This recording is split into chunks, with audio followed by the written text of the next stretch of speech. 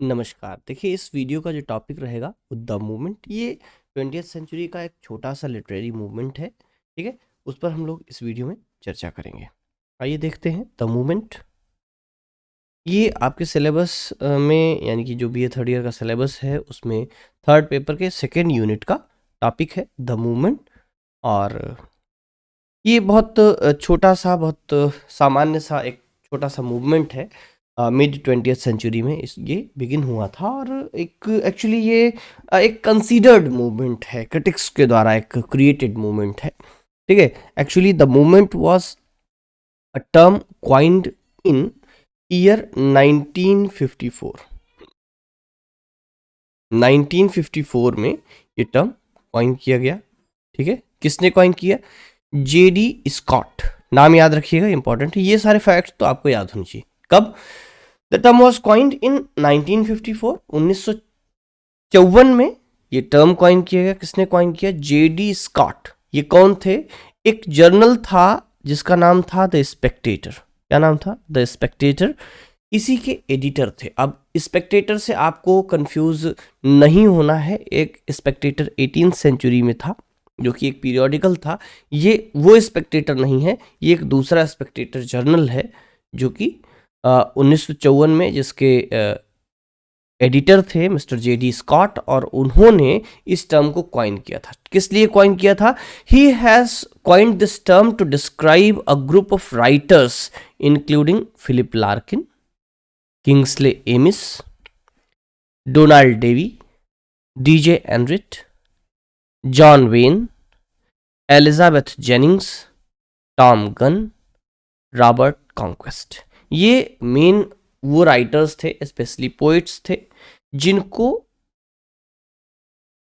Include करने या जिनको डिनोट करने के लिए एक ग्रुप के रूप में एक टर्म कॉइन किया जेडी स्कॉट ने, और इस ग्रुप को कहा गया द मूवमेंट। ठीक है, this is a group of poets. ठीक, तो ये एक ग्रुप था जो कि क्वाइन किया गया जेडी स्कॉट के द्वारा इन द ईयर 1954। अब इसमें एक बात ध्यान में रखिएगा कि इसमें जो किंग्सले एमिस हैं, ठीक है, किंग्सले एमिस जो हैं ये writer, he is associated with the kitchen sink drama, kitchen sink movement. ठीक है, एंड एंग्री यंग मैन। तो उसके जो उसकी बिगिनिंग के साथ, उसके फ्लरिशमेंट के साथ ये मूवमेंट जो है द मूवमेंट, ये अपने डिक्लाइन पर था। तो ये बात ध्यान में रखिएगा। ठीक है, and the groups objective was to prove the importance of traditional English poetry. जो इंग्लैंड की ट्रेडिशनल पोएट्री थी उसकी इंपॉर्टेंस को प्रूव करना था। ठीक है, तो ये एक तरीके से अगर देखा जाए तो जो मॉडर्निज्म था उसी के अगेंस्ट में था। मॉडर्निज्म के अगेंस्ट का एक ये मूवमेंट था जो कि बिगिन हुआ, लेकिन पूरी तरह से मॉडर्निज्म और मॉडर्निटी के अगेंस्ट नहीं था। वो पोइट्री में कुछ चीज़ों के अगेंस्ट था, स्पेशली कुछ अमेरिकन जो इन्वेंशंस थे, जो इनोवेशंस थे, उसके अगेंस्ट था। जो इंग्लैंड की ट्रेडिशनल पोइट्री थी उसको एस्टैब्लिश करना या उसके इम्पोर्टेंस को एस्टैब्लिश करना इनका काम था। एक्चुअली में जो मॉडर्निज्म था, मॉडर्निज्म में कुछ अमेरिकन पोइट्स, कुछ अमेरिकन स्कॉलर्स बहुत प्रोमिनेंट थे, जैसे एजरा पाउंड और उनका इमेजिज्म, टी.एस. इलियट बाद में ब्रिटिश सिटीजनशिप ले चुके थे, बट ओरिजिन उनका भी अमेरिका था। ठीक है, तो उनके जो कई सारे एक्सपेरिमेंटेशंस और इनोवेशंस हुए, उन इनोवेशंस के अगेंस्ट ये जो पोएट्स का ग्रुप था, इन लोगों ने ब्रिटेन की जो ट्रेडिशनल पोएट्री थी उसको एस्टैब्लिश करने की कोशिश की, उसकी क्वालिटीज़ को एस्टैब्लिश करने की कोशिश की, उसकी इंपॉर्टेंस बताने की कोशिश की। ठीक है, किसके against? Over the American led innovations of modernist poetry. जो अमेरिकन लेड मॉडर्निस्ट पोएट्री थी, ठीक है, उसके अगेंस्ट इंग्लैंड की, ब्रिटेन की जो ट्रेडिशनल पोएट्री थी उसको, उसकी इंपॉर्टेंस को एस्टैब्लिश करने के लिए ये एक मूवमेंट था। And the members of the movement were not anti modernity. ठीक है, ये लोग एंटी मॉडर्निटी नहीं थे, ठीक है, मॉडर्निज्म के अगेंस्ट नहीं थे, but they were against modernism evaluated और इनोवेटेड बाय अमेरिकन पोइट्स। जो अमेरिकन पोइट्स की एक्सपेरिमेंटेशंस थे, इनोवेशंस थे, उसके अगेंस्ट थे। फुल्ली मॉडर्निटी के या मॉडर्निज्म के अगेंस्ट नहीं थे, ठीक है, but they were oppose to modernist literature specially innovated by American poets, ठीक है, which was reflected in Englishness of their poetry. और उनका जो ये अपोजिशन था, उनका ये जो अपोज करना था, वो उनकी इंग्लिशनेस ऑफ मॉडर्न पोइट्री में दिखता था। एक्चुअली इनकी भी पोइट्री जो है वो एक मॉडर्न पोइट्री है, मॉडर्निज्म का अंग ये भी है, but they were against American modernism, ठीक है। The movement sparked the divisions among different types of British poetry, ठीक है। इन लोगों ने जो different types of British poetry थी उसमें एक डिवीजन किया, एक डिवीजन बताया। And their poems were nostalgic for the older England and filled with rural images of the decaying way of life in the villages. जो इंग्लैंड के villages की एक डिकेइंग लाइफ थी, जो कि चीज़ें इंग्लैंड में डिके पर थी, ख़त्म हो रही थी, वो जो है इन लोगों के द्वारा सेलिब्रेट की गई अपनी पोइट्री में। और उनका कहीं ना कहीं से इनकी पोइट्री में एक नॉस्टैल्जिया था, जो इंग्लैंड की ओल्डर लाइफ को, ओल्डर जनरेशन को, और उनकी जो रूरल इमेजरी थी उसको प्रेजेंट करती थी, उसकी डिकेइंग कंडीशन को प्रेजेंट करती थी, ठीक है। तो as the English people moved away from the countryside and into urban ghettoisation, ठीक है। गेटोइजेशन जो है ये एक्चुअली एक गेटो कल्चर है, means that this is the process, ghetto is actually a process of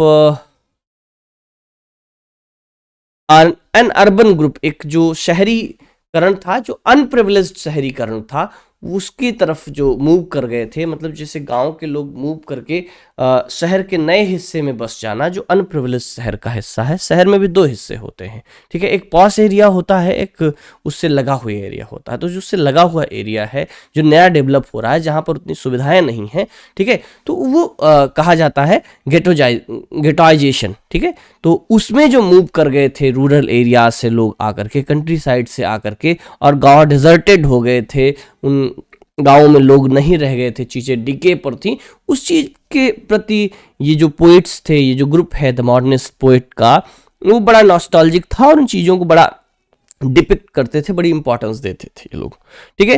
and the movement produced 2 anthologies. इनके works में अगर बात की जाए तो 2 इंपॉर्टेंट एंथोलॉजीज हैं। एक है poets of the 1950s, poets of 1950s, इसको एडिट किया था डीजे एनरिट ने, ठीक है। ये पब्लिश हुई थी जापान में इन 1955, क्लियर। तो पहला एक इनका कलेक्शन है poets of the 1950s, D J Enright ने इसको एडिट किया था और जापान में 1955 में पब्लिश हुई थी। एंड दूसरा जो कलेक्शन था न्यू लाइन्स, ठीक है, ये दूसरा कलेक्शन था न्यू लाइन्स, ठीक है। It was edited by Robert conquest, ठीक है, ये भी इसी ग्रुप के पोएट थे, रॉबर्ट कॉन्क्वेस्ट, इन्होंने एडिट किया था। ये उसके ठीक एक साल बाद पब्लिश हुई थी 1956 में, ठीक है। एंड जो पोएट न्यू लाइन्स है, न्यू लाइन्स का ही एक जो उसमें पोएट्स इंक्लूड किए गए थे, उनमें एनरिट थे, ठीक है, डीजे एनरिट थे, रॉबर्ट कॉन्क्वेस्ट थे, किंग्सले एमिस थे, डोनाल्ड डेवी की पोएम्स थी, टॉम गन की पोएम्स थी, जॉन हॉलोवे की पोएम्स थी, Elizabeth Jenning, Philip Larkin and John Wain. ये सारे पोएट्स थे जिनको इस नए कलेक्शन यानी कि न्यू लाइन्स में 1956 कलेक्शन में इनकी पोएम्स को इंक्लूड किया गया था, ठीक है। Number 1 Enright, Robert Conquest 2, Kingsley Amis 3, that is Donald Davie 4, Tom Gunn 5, John Holloway 6, Elizabeth Jenning 7, Philip Larkin 8 and John Wain 9। ये 9 पोएट्स थे जिनकी पोएम्स को न्यू लाइन्स में इंक्लूड किया गया था। इसके बाद न्यू लाइन्स का एक वर्जन और आया, एक वॉल्यूम और आया, दूसरा वॉल्यूम आया, जो कि 1963 में पब्लिश हुआ था, जिसको कहा गया न्यू लाइन 2, न्यू लाइन्स 2, ठीक है। इसका एक सीक्वल वर्जन था, 1963 में पब्लिश हुआ, that was the sequel of New Lines, ठीक है। एंड इसमें जो ओरिजिनल एंथोलॉजी थी उससे अतिरिक्त कुछ और पोएट्स जो है इन्वॉल्व किए गए, ठीक। It include many of the author's from the original anthology, जो ओरिजिनल 9 राइटर थे, 9 पोएट्स थे, उनको तो इंक्लूड किया गया, उनमें से ज़्यादातर को इंक्लूड किया गया। उनके साथ साथ कुछ यंगर जनरेशन ऑफ जो इंग्लैंड थे, इंग्लैंड की जो यंगर जनरेशन है उसके कुछ और पोएट्स को भी इसमें इन्वॉल्व किया गया, जैसे Thomas Blackburn, Edwin Brock, Hilary Corke, John Fuller, Ted Hughes, Edward Lucie Smith, Anthony Thwaite and Hugo Williams. लगभग ये 7 नए राइटर हैं जिनको इसमें शामिल किया गया, ठीक है। तो 8 राइटर्स हैं ये, ठीक है। नंबर 1 गिनती करते हैं, 1 2 3 4 5 6 7 एंड 8। ये 8 राइटर्स हैं, ये नए राइटर्स हैं, न्यू जनरेशन, इनको इसमें और शामिल किया गया, ठीक है। ये तो जो है दूसरा एक सीक्वल था। And the movement was succeeded in 1960 by the group, ठीक है।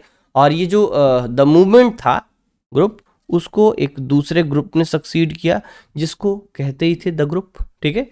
एंड जिसके मेंबर्स थे Philip Hobson,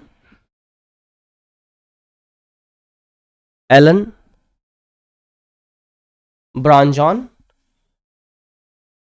एडिरियन Mitchell, Peter Porter, Edward Lucie Smith, जो सेकेंड जनरेशन के थे द मूवमेंट में, सेकेंड जो सीक्वल आया था उसमें थे, जॉर्ज मैकबेथ, इयान हैमिल्टन, ठीक है।